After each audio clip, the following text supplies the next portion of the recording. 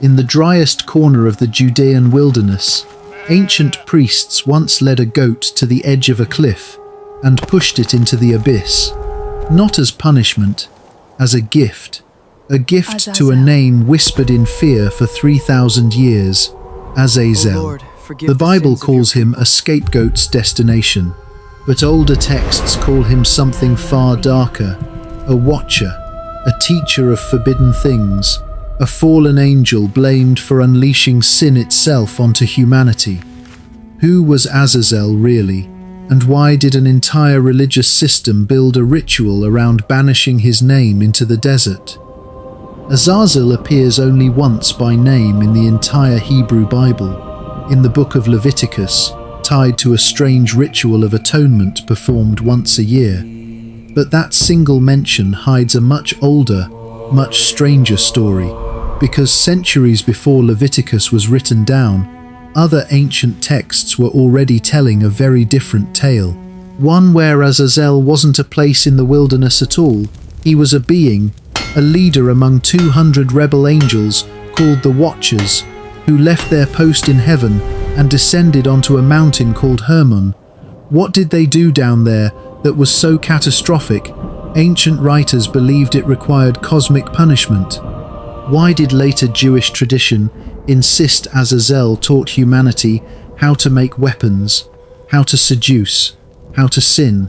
And why, out of every possible name, did the priests of Israel choose his, to carry away the sins of an entire nation into the wilderness, year after year, for 1,000 years?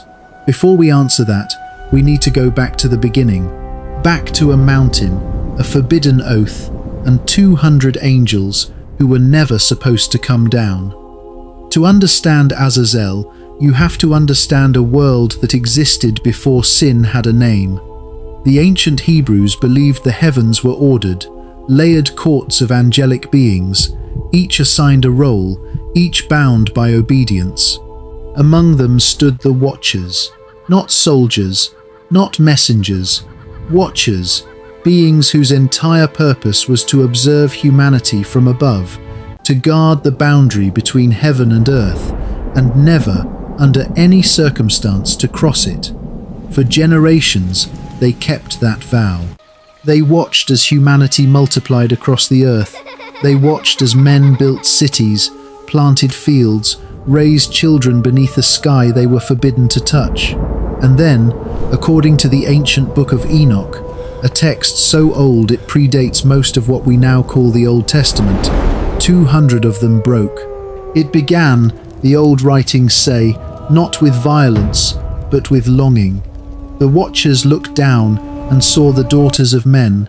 They saw beauty they were never meant to desire, and on the peak of Mount Hermon, in the shadow of the tallest mountain in the region, 200 of them gathered in secret. They made a pact, a blood oath, each one placing his hand upon the mountain and swearing that if any among them broke faith, all would fall together. Ancient tradition even claims this is why the mountain bears its name, Hermon, from a root meaning curse or ban, because it was there that heaven's law was first defied. Among these 200, one name rises above the rest in the old texts, Azazel, not merely a participant, a leader, a chief among the rebels, described as their commander, the one who organized the descent, the one who led the others down from the sky and onto forbidden ground. But the Watchers didn't just break their vow of separation. According to the ancient account, they brought something down with them, knowledge that was never meant to reach human hands. And Azazel, more than any other, is remembered as the one who gave it. The old texts say he taught men the art of forging metal, how to hammer iron and bronze into blades, into swords, into the tools of war humanity had never possessed. He taught them how to craft shields and breastplates, how to turn ore into weapons of conquest. Before Azazel, the ancient writers claim, humanity fought with sticks and stones. After him, humanity had steel, but the weapons were only the beginning. Azazel, is also remembered as the one who taught adornment, bracelets, ornaments, the art of painting the eyes and beautifying the face. To modern ears, this might sound harmless, even trivial, but to the ancient mind, this was catastrophic. Beauty became a tool, vanity became a weapon, and desire, once simple, became something men and women learned to manufacture and exploit. The other watchers, the old texts continue, brought their own forbidden gifts. One taught the cutting of roots and the working of plants, the beginnings of medicine, but also of poison. Another taught the reading of signs in the stars, the beginnings of astrology, but also of manipulation through fear. Another taught the art of writing itself, a gift that could preserve wisdom or forge lies that would outlive their creator. Piece by piece, according to this ancient tradition, the boundary between heavenly knowledge and human innocence was dismantled. And with the boundary gone, something else began to happen. The Watchers didn't just teach humanity, they took human wives. And from those unions, the old texts say, came offspring unlike anything the earth had seen before. The Nephilim, giants, beings of immense size and appetite, whom later tradition would describe as consuming everything in their path, turning on humanity itself, and filling the earth with violence. Heaven, watching all of this unfold, did not stay silent. According to the book of Enoch, the cries of humanity, starving under the Nephilim, terrorized by giants they could not fight, rose all the way to the throne of God, and judgment began to form. Not yet punishment, not yet, but something ancient, patient, and absolute. A reckoning being prepared for the one who led 200 angels off the mountain and into the story of human sin itself. The judgment came swiftly, and according to the book of Enoch, it came with a name attached before any other. Not one of the 200, not the watcher who taught poison, not the one who taught astrology, not even the ones who fathered the Nephilim directly. Azazel, the leader, the one who organized the descent, the one who armed humanity with the tools of war, was singled out first. The archangel Raphael was given the sentence directly, and the instructions were specific in a way that feels almost unsettling in its precision. Raphael was to bind Azazel hand and foot, not simply defeat him, bind him, cast him into darkness, and the location chosen for this punishment was not some abstract heavenly prison, it was a very real, very physical place. A desert, a wilderness. According to the ancient text, Raphael was commanded to dig a hole in the desert, place Azazel inside it, cover him with sharp, jagged rocks, and leave him there in total darkness until the appointed day of judgment. But the punishment didn't end with darkness alone. The text says Azazel's face was to be covered, so that he could not see light, a detail scholars have puzzled over for centuries. Why would blocking sight matter to a being of pure spirit? Some ancient commentators believed it was a symbolic stripping of glory, a way of saying, you sought to illuminate humanity with forbidden knowledge, so now you yourself will never see light again. Others believed it was something more literal, a containment measure, as if Azazel's very gaze carried a danger that needed to be sealed away along with the rest of him. And there's one more detail in this judgment that ancient readers found impossible to ignore. Azazel wasn't simply being punished for his own sin. The text states explicitly that the whole earth had been corrupted through the teaching of his works, and that upon him should be laid the whole burden of sin, one being, bearing the weight of a civilization's corruption. Long before Leviticus ever mentions a scapegoat carrying sin into the wilderness, the Book of Enoch had already assigned that exact role to Azazel himself, not as the one who carries sin away, but as the one blamed for planting it in the first place. While Azazel was being sealed into his desert prison, the fate of the other watchers was being decided in parallel. Heaven's judgment didn't stop at one rebel leader. According to the text, all 200 were to be bound and held beneath the earth until the final judgment. But their offspring, the Nephilim giants terrorizing the human world, faced something even more immediate. They were doomed to destroy one another in war, generation consuming generation, until nothing of that corrupted bloodline remained walking the earth. And there's a haunting detail ancient tradition adds to this moment, one that many scholars believe directly connects this rebellion to a far more famous story. The corruption unleashed by the Watchers, the text implies, grew so complete, so total, that it became one of the central reasons heaven chose to send a flood to cleanse the earth entirely. The knowledge Azazel gave humanity, weapons, vanity, manipulation, didn't just create suffering. According to this ancient tradition, it helped seal humanity's fate for near total destruction. Azazel, bound in darkness beneath jagged stone, would remain there for centuries in the story, present but silenced, blamed but voiceless, a name buried in the wilderness, waiting. And it's that exact image, a being of sin, sealed away in the desert, carrying the weight of human corruption, that would resurface centuries later in a ritual so strange, so specific, that scholars still argue over what it truly means. By the time the book of Leviticus was written down, the world had changed.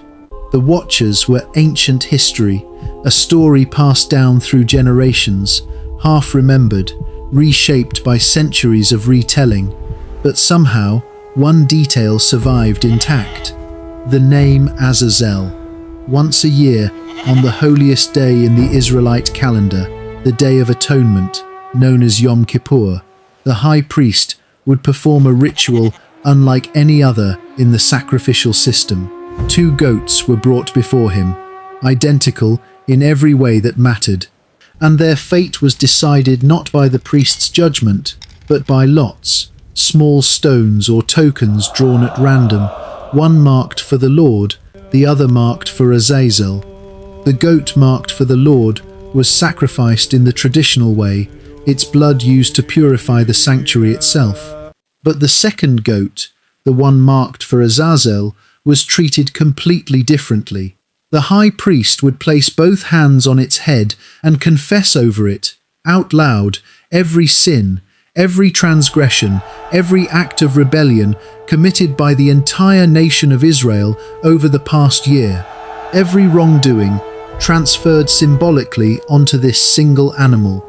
And then the goat was led away, not to an altar, not to a temple, out of the camp entirely, into the wilderness, into the desert, and released, sent toward Azazel.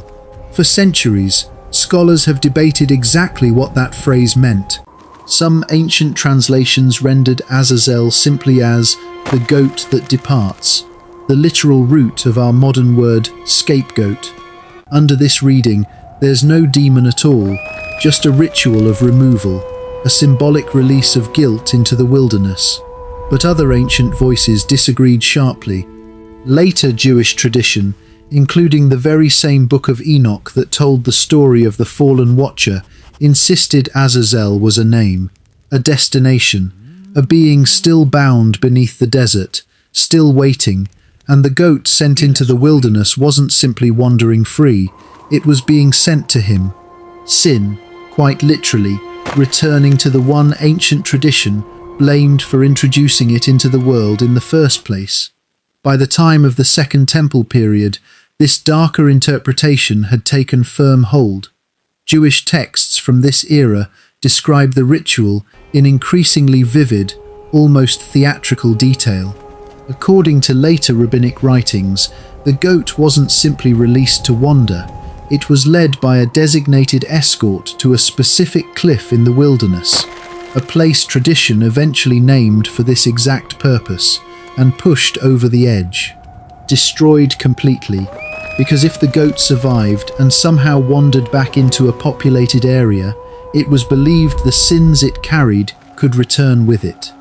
Think about the sheer symbolic weight being carried in this single ritual, a nation's entire burden of guilt, physically embodied in one animal, sent to the one figure ancient tradition held responsible for sin's very existence, and then violently, permanently destroyed so that guilt could never find its way home again. This wasn't a minor, forgotten custom.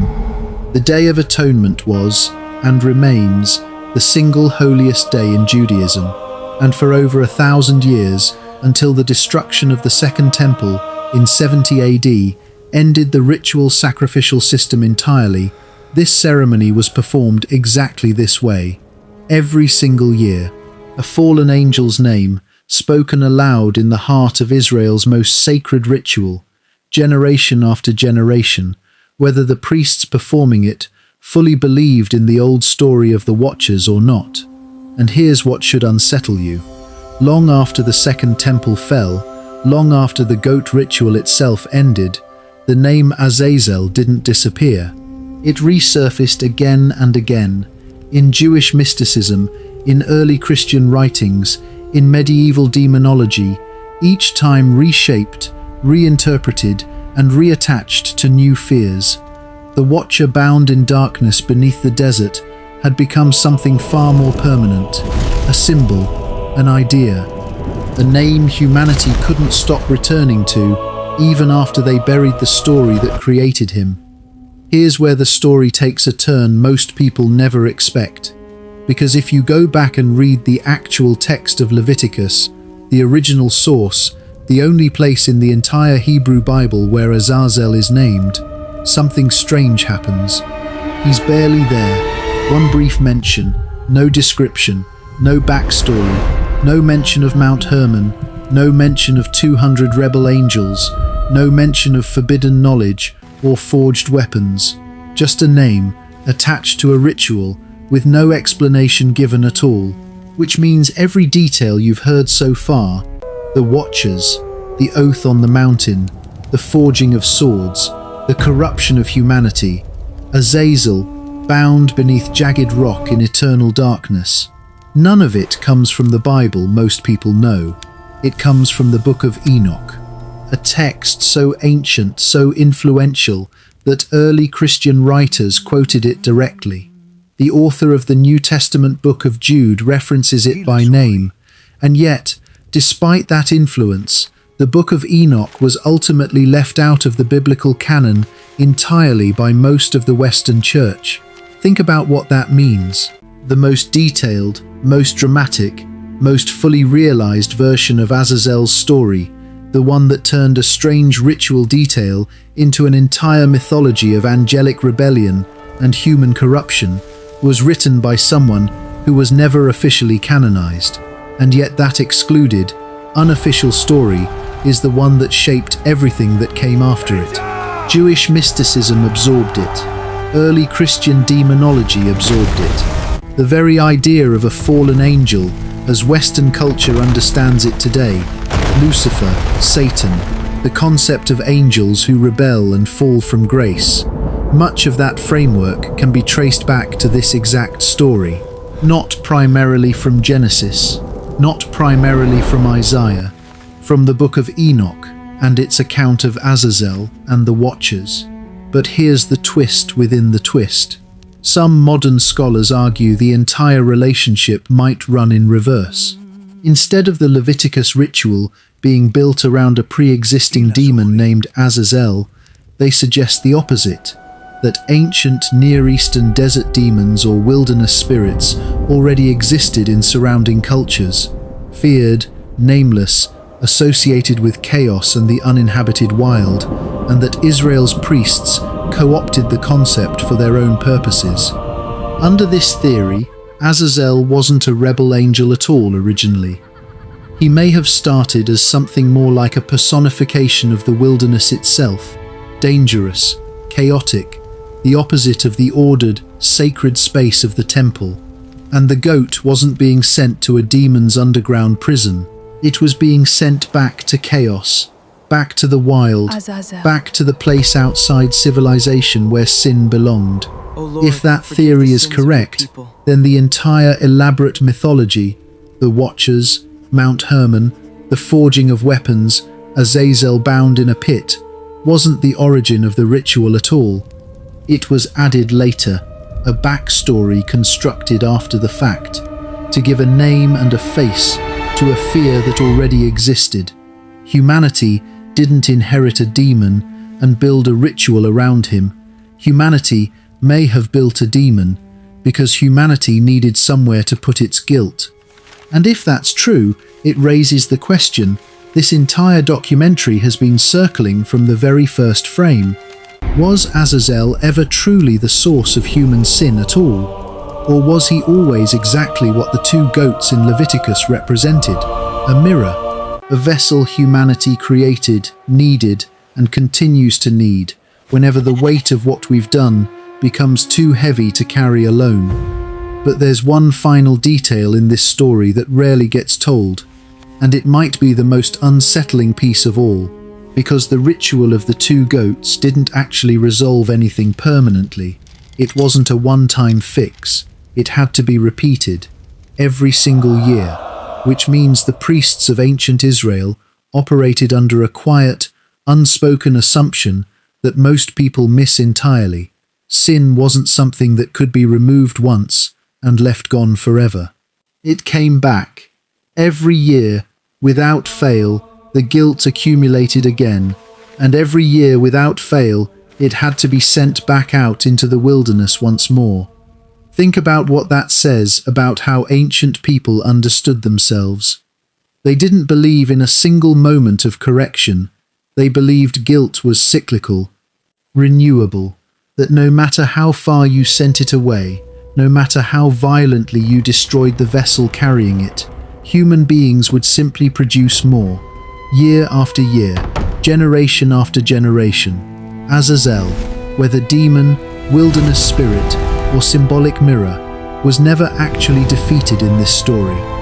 He wasn't destroyed, he wasn't redeemed, he was simply managed, contained, pushed back out to the margins for another year, waiting patiently for guilt to return to him once more.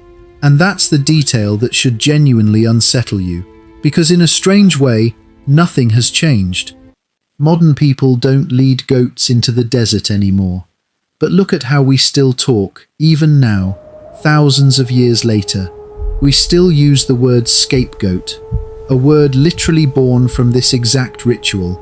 Every single time we need someone or something to carry blame that isn't fully theirs alone. We still search for someone to send our guilt onto. We still need a name, a face, a vessel to carry what we can't hold ourselves. Azazel was never just an ancient demon confined to a dusty religious text. He was, and still is, a mirror held up to something deeply, permanently human. Our need to externalize what we've done wrong. Our need to believe that somewhere, something else can carry it for us, so we don't have to. So when you picture that goat, walking alone into the wilderness, carrying the weight of an entire nation's failures toward a name whispered in fear for 3,000 years, ask yourself the question this story has been building toward from the very beginning. Was Azazel ever truly the source of human sin, or was he simply the place humanity chose to put it, because facing it ourselves was always the harder path? So now it's your turn. Do you believe Azazel was ever truly a fallen angel, or was he always something humanity created because guilt needed somewhere to go? Tell us what you think in the comments below. And if this story pulled you in, there's another one waiting. A story about a woman written out of Eden entirely, a name whispered in fear long before Eve's. Click the link below to find out who she really was. Make sure you're subscribed so you never miss the next hidden story we uncover.